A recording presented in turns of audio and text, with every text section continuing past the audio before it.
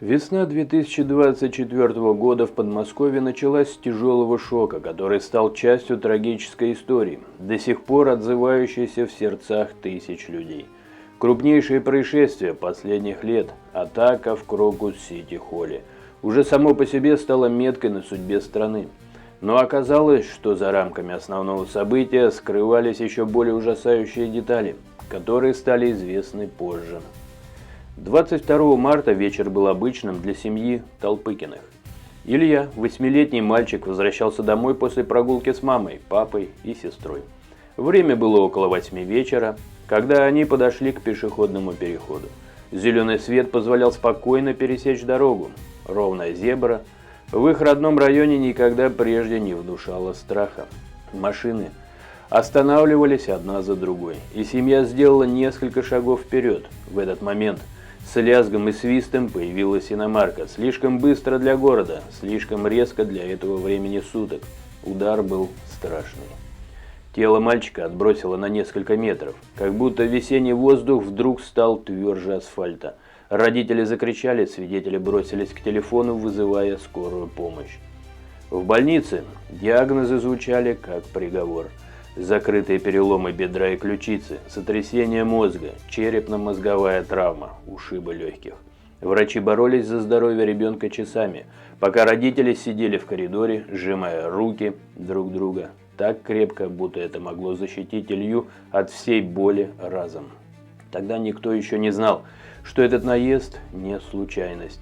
Водитель скрылся с места происшествия, оставив за собой дымящийся след на дороге и ворох вопросов без ответов. Позже, когда расследование по делу Крокуса развернулось в полную силу, стали всплывать подробности, которые ошеломили даже опытных следователей. Водителем оказался человек по имени Далержон Мирзоев, один из участников той самой атаки. Его поимка произошла в ходе масштабной операции, и первоначально он фигурировал только как один из тех, кто помогал группе скрыться после трагических событий. Однако допросы, которые длились часами, открыли поистине мрачную картину. Мирзоев признался, сбил ребенка намеренно. Его слова были страшнее самого происшествия. Планировал устранить всю семью, чтобы увеличить количество пострадавших, сказал он на допросе.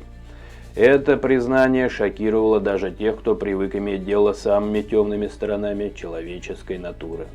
Оказалось, что в бегстве после нападения на Крокус он искал любую возможность причинить еще больший вред, даже вне основной цели своего преступного замысла.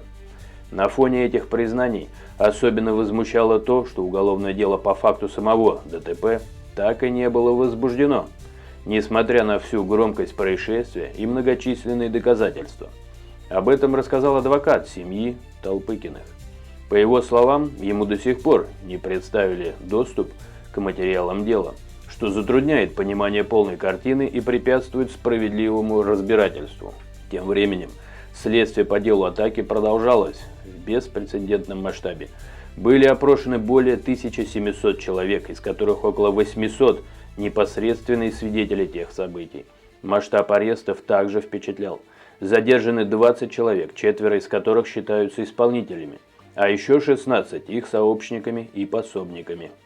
Каждый вопрос, каждая улика складывались в мозаичную картину, в которой трагедия семьи Толпыкиных заняла особое место. Общественность не оставалась в стороне. В социальных сетях, на городских форумах и уличных митингах люди выражали возмущение тем, что дело о наезде не получило отдельного статуса. «Как можно оставлять такое без внимания?» – спрашивали комментаторы. «Нельзя позволить, чтобы эта история просто растворилась в общей массе преступлений», – писали другие. Психологи, наблюдавшие за развитием ситуации, отмечали, случаи, когда дети становятся жертвами подобных происшествий, всегда оставляют особый след в общественном сознании. «Это точка боли для любого общества», – поясняла одна из специалистов. «Здесь речь идет не только о правовой стороне дела, но и о коллективной травме». Тем временем Илья продолжал лечение. Мальчик оказался крепким, мужественным, а семья делала все возможное, чтобы окружить его заботой и любовью.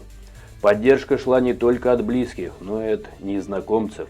Люди присылали письма с пожеланиями выздоровления, переводили средства на лечение, предлагали юридическую помощь. Эта человеческая теплота, пожалуй, стала единственным светлым пятном на фоне общей мрачной картины. История продолжается, и впереди еще много судебных заседаний, вопросов, экспертиз. Но ясно уже сейчас. Случай семьи Толпыкиных стал символом того, что за сухими сводками происшествий стоят живые люди, и их боль и надежда на справедливость. Как сказал один из очевидцев событий, город должен помнить такие истории, чтобы никто не посмел думать, что зло может остаться без ответа.